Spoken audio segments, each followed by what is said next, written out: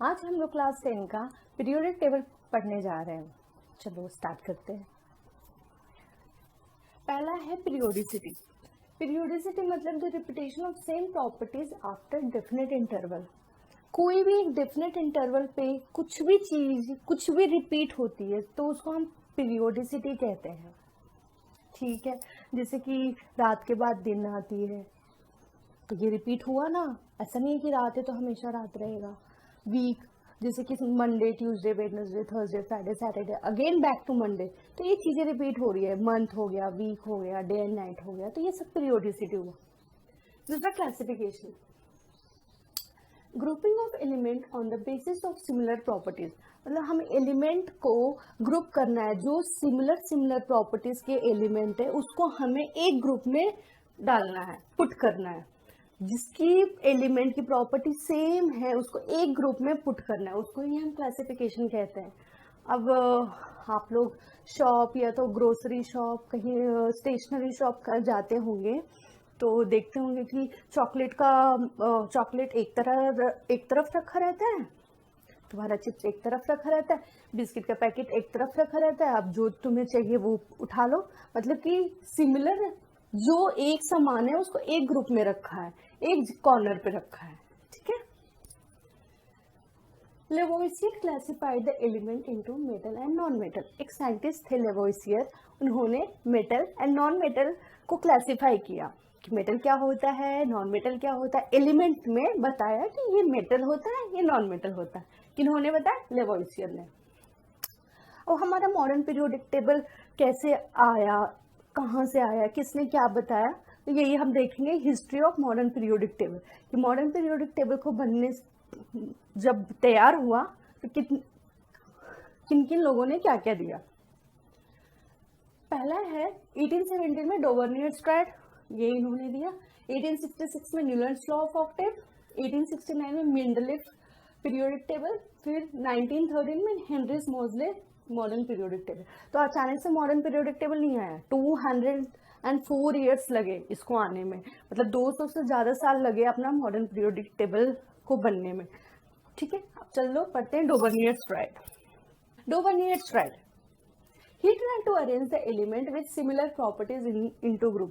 एक ग्रुप बनाया, ऐसा ग्रुप बनाया जिसमें सिमिलर प्रॉपर्टीज, सिमिलर एलिमेंट को रखा। इन्होंने क्या बताया कि जो एलिमेंट सेम है उसको एक ग्रुप में रखा, जो एलिमेंट सेम है उनको एक ग्रुप में रखा।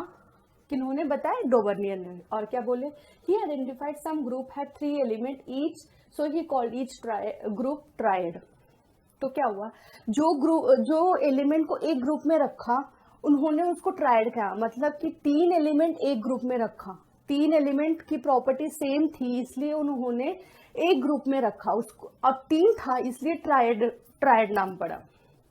डोवर्नियर showed that when the 3 element in triad were written in the order of increasing atomic mass, the atomic mass of the middle element was roughly the average of the atomic mass of the other 2 elements। इन्होंने क्या बताया? पहले इन्होंने arrange किया element को। देखो 1 2 3, 3 element है, 3 element है तो इसलिए ट्रायड नाम दिया। ट्रायड मतलब 3 का ग्रुप। इसका प्रॉपर्टी सेम है तो एक ग्रुप, इसका प्रॉपर्टी सेम है तो एक ग्रुप, इसका प्रॉपर्टी सेम है तो एक ग्रुप। पहली बात। दूसरी बात की इंक्रीजिंग एटॉमिक मास के अकॉर्डिंग अरेंज किया। देखो लिथियम का 7 है, सोडियम का 39 है, मतलब बढ़ती क्रम। इसका आपको क्या निकालना है? एटॉमिक मास निकालना है। कैसे निकालोगे? पहला और तीसरा का एवरेज लोगे। किसका एवरेज लोगे? एटॉमिक मास का एवरेज लोगे। तो ये किसका आएगा? सोडियम का आएगा। देखो 7, ये देखो 7 + 39 डिवाइडेड बाई 2 23, सोडियम का एटॉमिक मास। इसी तरीके से कैल्शियम, स्ट्रोंटियम, बेरियम। कैल्शियम आपको स्ट्रोंटियम का निकालना है तो स्ट्रोंटियम का कैसे निकलेगा? कैल्शियम और कैल्शियम और बेरियम का एटॉमिक मास को एवरेज करना है। मतलब कि ये 40 + 137 डिवाइड बाई 2 88 पॉइंट समथिंग आएगा। तो समझो कि रफली, मैंने इधर बताया भी है, रफली द एवरेज, मतलब एग्जैक्ट तो नहीं आएगा, मतलब उसके ही आसपास आएगा। तो 88 आया। फिर एलिमेंट लिया क्लोरीन, ब्रोमीन, आयोडीन। देखो इंक्रीजिंग ऑर्डर है ना, ये 35.5, ये 127। अब आपको ब्रोमीन का निकालना है तो कैसे निकालोगे? क्लोरीन का 35.5, आयोडीन को 127। क्लोरीन और ब्रोमीन का एटॉमिक मास का एवरेज लेना है, तो क्लोरीन का 35.5, आयोडीन का एटॉमिक मास 127, एवरेज कैसे लोगे, ये दोनों को ऐड करके डिवाइड बाई 280, मतलब उसके ही आसपास रहेगा, रफली उसके ही आसपास रहेगा। डोबर्नियस ट्राइड, डोबर्नियस ट्राइड में, डोबर्नियर ने ये जो एलिमेंट जो ग्रुप किए हैं, ये डोबर्नियर ट्राइड को फॉलो कर रहे थे। लिथियम, सोडियम, पोटेशियम, तीन का एलिमेंट का ग्रुप हुआ। कैल्शियम, स्ट्रोंटियम, बेरियम, ये तीन एलिमेंट का ग्रुप हुआ। क्लोरीन, ब्रोमीन, आयोडीन, ये तीन एलिमेंट का ग्रुप हुआ। ये डोबर्नियर ट्राइड को फॉलो कर रहे थे।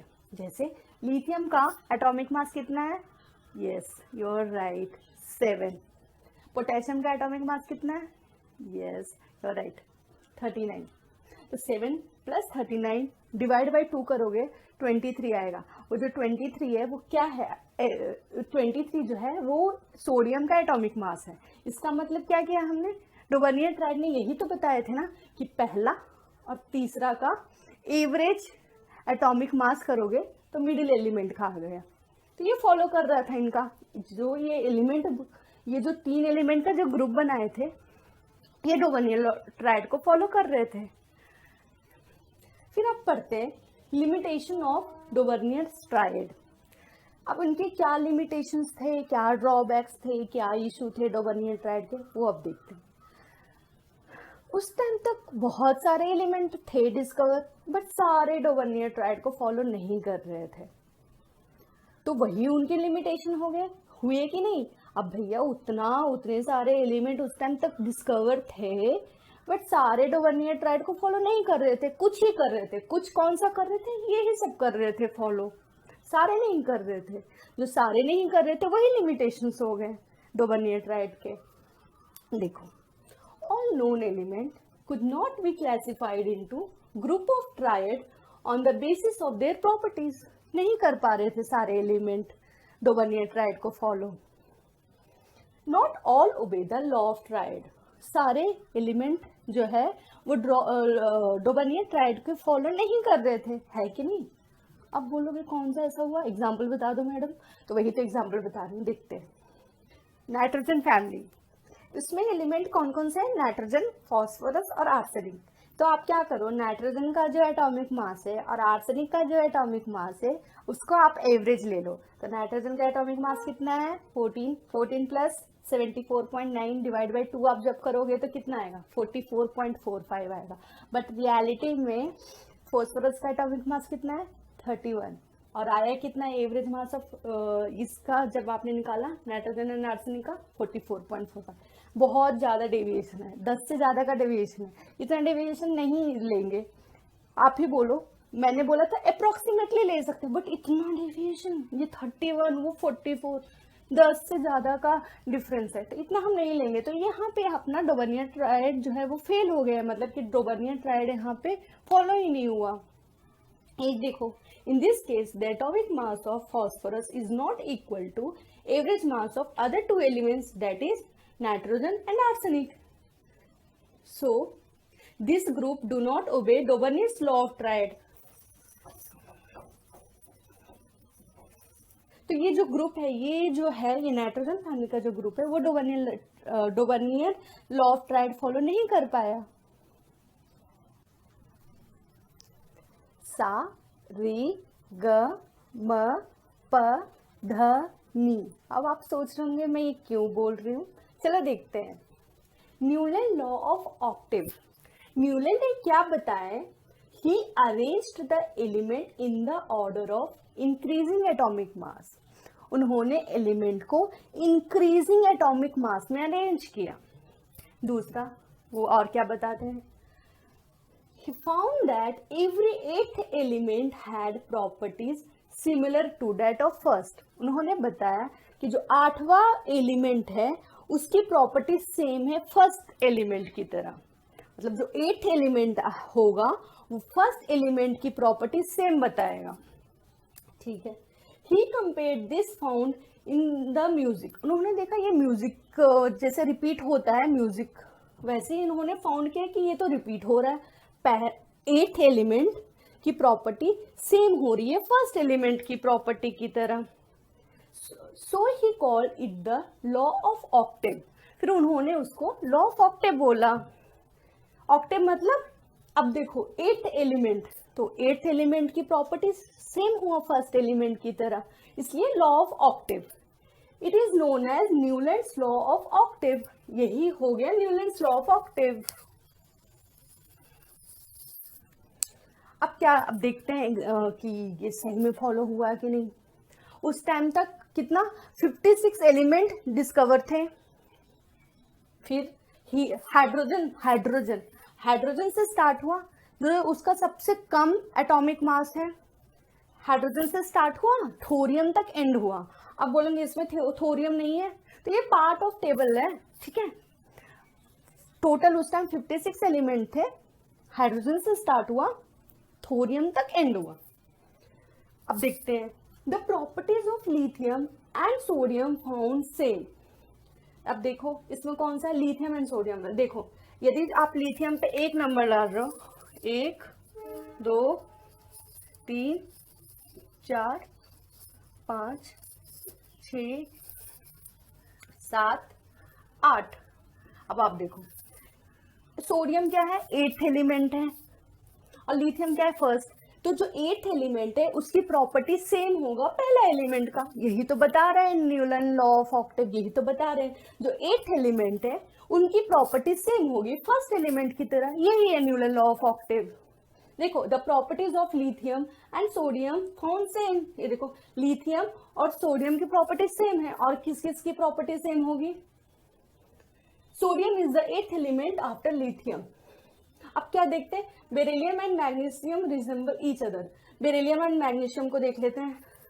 चलो इसको हम दूसरे कलर से लिख लेते हैं, इसका नाम beryllium.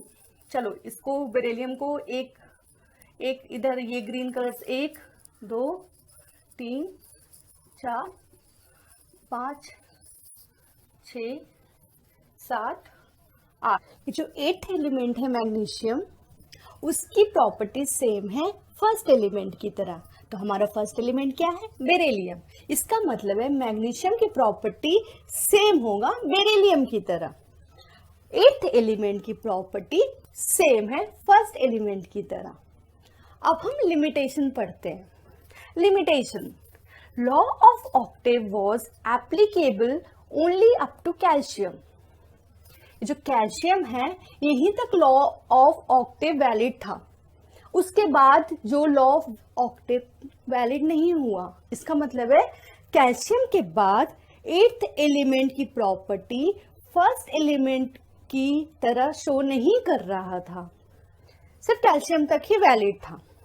Second, Newland assumed that only 56 element exist in nature and no more element would discovered in future। उन्होंने बताया उस टाइम 56 एलिमेंट डिस्कवर थे। किस टाइम, न्यूलैंड के टाइम पे। उन्होंने बताया कि 56 एलिमेंट उस टाइम डिस्कवर थे। उन्होंने बोला कि उसके बाद कोई एलिमेंट डिस्कवर ही नहीं होगा। और जबकि आप सबको पता है कि अभी तो 118 एलिमेंट है कि नहीं। तो वही बोले कि न्यूलैंड ने बताया कि 56 एलिमेंट तक ही होंगे, उसके बाद कोई एलिमेंट डिस्कवर होगा ही नहीं। और क्या, third, Newland adjusted 2 element in the same slot.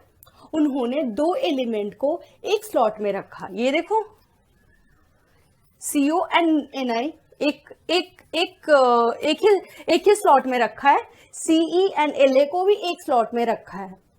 क्या किया इन्होंने, he kept cobalt and nickel in same slot. इन्होंने कोबाल्ट और निकल को एक ही स्लॉट में रखा। Cobalt and nickel are placed in the same column as fluorine, chlorine and bromine, which have very different properties.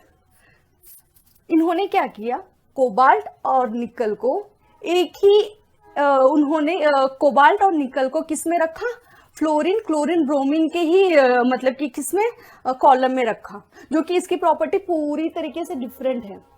आपको तो पता है ना, कोबाल्ट एंड निकल जो है, ये फ्लोरीन, क्लोरीन, ब्रोमीन जो है वो क्या है, नॉन मेटल है। अब ये कोबाल्ट एंड निकल बीच में कहाँ से आ गया, तो इसकी कोबाल्ट एंड निकल की प्रॉपर्टी पूरी अलग थी। फोर्थ क्या बताया उन्होंने, iron which resemble cobalt and nickel in property. ये जो आयरन है ना, आयरन, ये देखो आयरन, आयरन की प्रॉपर्टी सेम था किसकी तरह, कोबाल्ट एंड निकल की तरह, बट आयरन को बहुत दूर रखा उन्होंने और अलग ही कॉलम में रखा, दूर भी तो रखा और अलग भी कॉलम में रखा न्यूलैंड ने। तो ये फोर्थ इनका लिमिटेशन हुआ। Iron which resemble cobalt and nickel in properties has been placed far away from these element in different column. उन्होंने आयरन को अलग ही कॉलम में रखा, ठीक है। आयरन विच रिसेंबल, आयरन की प्रॉपर्टी कोबाल्ट एंड निकल की तरह था, बट आयरन को अलग रखा, दूर रखा, अलग कॉलम में रखा, यही लिमिटेशन था। Mendeleev's periodic table. He observed that there occur a periodic recurrence of element with similar physical and chemical property. उन्होंने बताया जो एलिमेंट है उसका फिजिकल एंड केमिकल प्रॉपर्टी जो है वो रिपीट हो रहे थे। जैसे यदि हम फिजिकल प्रॉपर्टी की बात करें तो डेंसिटी हो गया, मेल्टिंग पॉइंट हो गया, बॉइलिंग पॉइंट हो गया। Mendeleev formulated a periodic law which states that the properties of element are the periodic function of their atomic mass. उनका लॉ था, उन्होंने बताया कि the properties of element are the periodic function of their atomic mass. उन्होंने element को increasing atomic मास में arrange किया table में और इंक्रीजिंग एटॉमिक मास में अरेंज किया टेबल में एलिमेंट को, इन्होंने किया है, मेंडलीव ने पीरियोडिक टेबल में किए। The formula of hydride and oxide found by an element treated as the basic properties of element for its classification. उन्होंने हाइड्रोजन और ऑक्सीजन लिया और वो रिएक्ट करवाए एलिमेंट से, क्योंकि हाइड्रोजन एंड ऑक्सीजन जो होता है वो इजीली रिएक्टिव होता है और कंपाउंड बना देता है, ये तो पता ही होगा आपको। तो उन्होंने ऑक्सीजन के साथ रिएक्ट करवाया और हाइड्रोजन के साथ रिएक्ट करवाया। देखते हैं, सपोज मैं यहाँ पे ये ले लेती हूँ, सोडियम ले लेती हूँ और पोटेशियम ले लेती हूँ। देखो यहाँ मैंने सोडियम लिया, यहाँ पोटेशियम लिया। ये सोडियम को ऑक्सीजन के साथ रिएक्ट करवाया तो ये सोडियम ऑक्साइड बन गया Na2O, और ये पोटेशियम को ऑक्सीजन के साथ रिपीट कराया, ये देखो पोटेशियम को ऑक्सीजन के साथ रिपीट कराया तो K2O, फिर हाइड्रोजन के साथ रिएक्ट करवाया सोडियम को तो NaH, और पोटेशियम को रिएक्ट करवाया तो KH, और फिर ये कॉमन फॉर्मूला। R कहने का मतलब है एलिमेंट, R कहने का मतलब एलिमेंट। तो ये जो R है यही है R2O ये वाला, और RH ये वाला।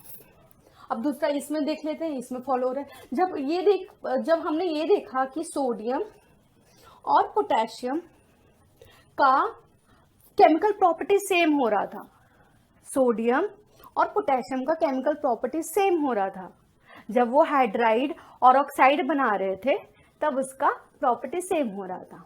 अब देखते आगे भी प्रॉपर्टी सबका सेम ही हो रहा था। जैसे एग्जांपल एक और ले लेते हैं, मैग्नीशियम और कैल्शियम। ये देखो मैग्नीशियम और कैल्शियम, मैग्नीशियम को ऑक्सीजन के साथ रिएक्ट करवाया MgO, कैल्शियम को रिएक्ट करवाया ऑक्सीजन से तो CaO, और हाइड्रोजन के साथ MgH2 और कैल्शियम के साथ CH2, और ये R जो है वो एलिमेंट है, ये वाला एलिमेंट है। तो ये फाइंड आउट हुआ। इसमें भी ये पता चला कि जो मैग्नीशियम और कैल्शियम का जो केमिकल प्रॉपर्टी है वो सेम पाया गया। तो इन्होंने ये टेबल जो है बनाया मेंडलीव ने। Achievement of Mendeleev periodic table. Mendeleev left some gap in his periodic table. He had predicted some element were yet to discover. उन्होंने periodic table, Mendeleev periodic table में मेंडलीव ने कुछ जगह छोड़ दिया था। उन्होंने बहुत कॉन्फिडेंटली बताया कि फ्यूचर में वहाँ पे एलिमेंट आएगा और उसकी प्रॉपर्टीज जब वो डिस्कवर ही नहीं हुआ था उस टाइम ही उनकी प्रॉपर्टी बता दिया था, और जब वो डिस्कवर हुआ था एलिमेंट सेम मैच हो गई थी उसकी प्रॉपर्टी। जैसे कि यहाँ पे गैप छोड़ा, यहाँ पे गैप छोड़ा, यहाँ पे गैप लीव किया मेंडलीफ ने। यहाँ पे जो गैप लीव किया उसको क्या बोला, एका एल्यूमिनियम, एका मतलब वन इन संस्कृत, एका बोरोन, इधर बोला इसको एका बोरोन और इधर बोला एका सिलिकॉन। ये उन्होंने ये जगह छोड़ रखा था उस टाइम पे। और फिर एलिमेंट डिस्कवर हुआ, बाद में एलिमेंट डिस्कवर हुआ। एका एल्यूमिनियम की जगह पे कौन सा एलिमेंट आया, गैलियम। मतलब ये फ्यूचर के एलिमेंट उसी टाइम उन्होंने डिस्कवर कर दिया था, एका एल्यूमिनियम बोल के, एका बोरॉन करके, एका सिलिकॉन करके जगह छोड़ दिया था और एलिमेंट का प्रॉपर्टीज उस टाइम बता दिया। और आफ्टर डिस्कवरी, जब डिस्कवर हुआ ये एलिमेंट जैसे गैलियम, स्कैंडियम और जर्मेनियम, तो उसकी प्रॉपर्टीज एकदम बिल्कुल मैच कर रही थी जो वो प्रिडिक्ट किए थे। तो कितनी बड़ी सक्सेस हुआ इनका, वो पहले ही सब प्रिडिक्ट कर दिए थे कि हाँ ये एलिमेंट आएगा ही। दूसरा क्या है, noble gas like helium, neon, argon were not discovered at the time when Mendeleev gave the periodic table. When noble gas were discovered, they could place in a new group without disturbing the other element. Noble gas एक तो atmosphere में बहुत कम amount में पाया जाता है, बहुत कम quantity में पाया जाता है एटमॉस्फेयर में, एनवायरनमेंट में बोल सकते हैं, और वो इनर्ट नेचर का होता है, वो रिएक्ट नहीं होता है, रिएक्टिव नहीं होता है, इनर्ट होता है। तो जब नोबेल गैस आया तो एक सेपरेट कॉलम बना के नोबेल गैस अपना आ गया। ये जितना भी ये टेबल दिए इनको विदाउट डिस्टर्ब किए हुए नोबेल गैस अपना अलग कॉलम में आ गया, विदाउट डिस्टर्बिंग दीज एलिमेंट। मतलब कि जो भी ये प्रॉपर्टी बताया, जो भी ये पीरियोडिक, ये मेंडलीफ ने जो पीरियोडिक टेबल दिया, इसको विदाउट डिस्टर्बेंस नया नोबेल जो इनर्ट गैस था ये लास्ट कॉलम में आ गया, without disturbing this element. Third क्या था, he placed an element with a slightly higher atomic mass before an element with a slightly lower atomic mass. This was done to maintain the consistency in the properties of element present in a group, that is group of element with similar properties together. जैसे कि मैंने आपको बताया कि Mendeleev ने increasing atomic मास में arrange किया, but कुछ कुछ एक्सेप्शन होते ही हैं केमिस्ट्री में, देख लेते हैं कहाँ एक्सेप्शन है।